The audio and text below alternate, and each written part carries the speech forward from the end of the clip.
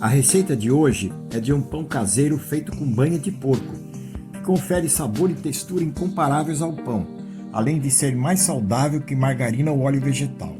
O rendimento é de 950 gramas de massa e dá para fazer 3 pães em formas de 28 cm por 11 cm por 6 cm, aquelas para pães de forma. Se quiser, pode substituir a banha por óleo de soja, margarina ou manteiga, mas o resultado não será o mesmo.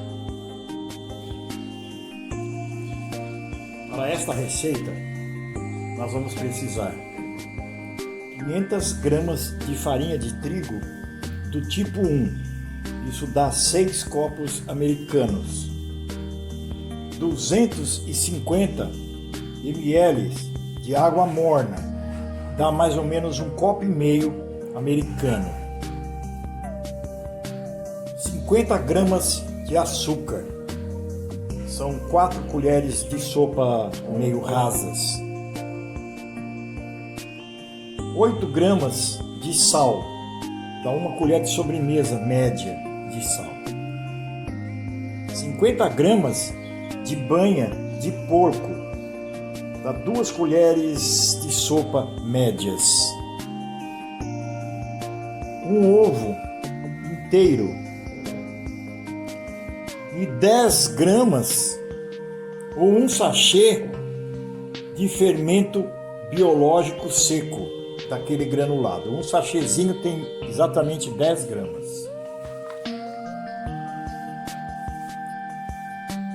Então agora vamos misturar os ingredientes. Coloque numa vasilha a farinha de trigo, o açúcar, o sal, sempre mexendo entre as adições, o fermento biológico,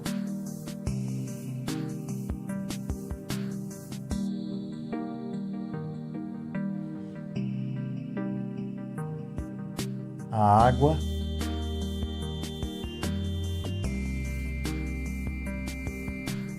o ovo e, por último, a banha.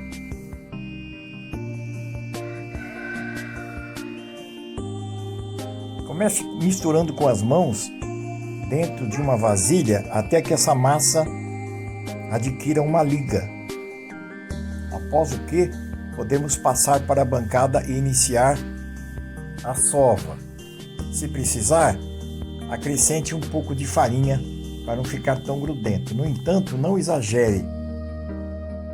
Massa mole significa pão fofinho e macio.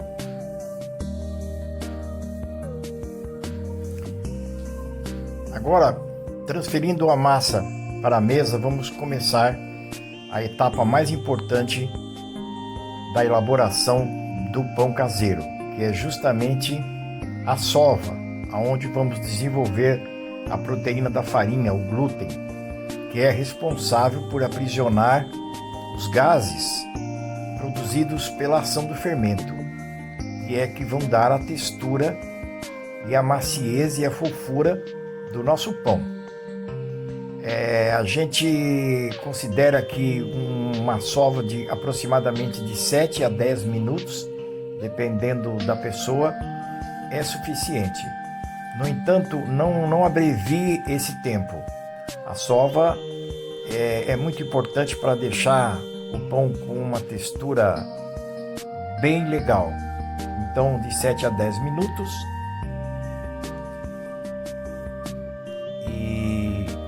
E depois nós vamos passar para o descanso da massa. Esta fase a gente chama de primeira fermentação da massa e a gente deve aguardar até que a mesma dobre de tamanho. Cubra com um pano e coloque em algum lugar morno e num prazo de 40 minutos a 1 hora, 1h30 mais ou menos.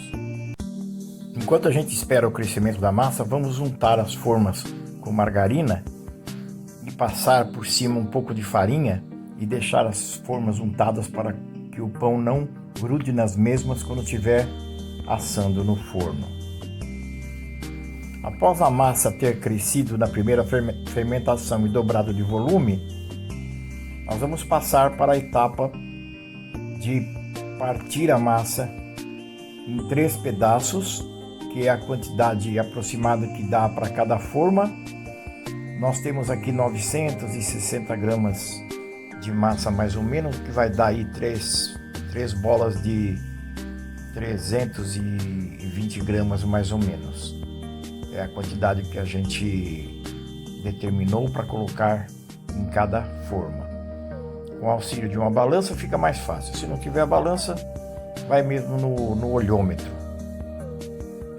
Após a gente fazer essas bolas, nós vamos abrir com o auxílio de um rolo.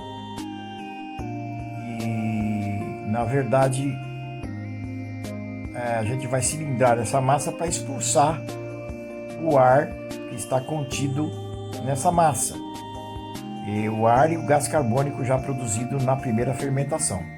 E aí essa massa vai passar para a etapa da segunda fermentação, que já vai ser feita dentro da forma, que é a fermentação final, para depois passar para o forno para assar.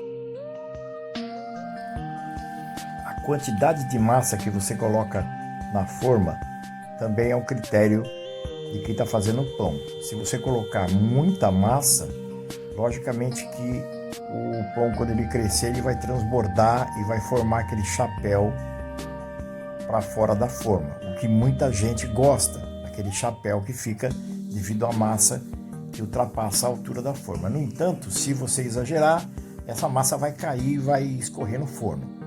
Então a gente prefere aqui colocar uma quantidade um pouquinho menor de massa.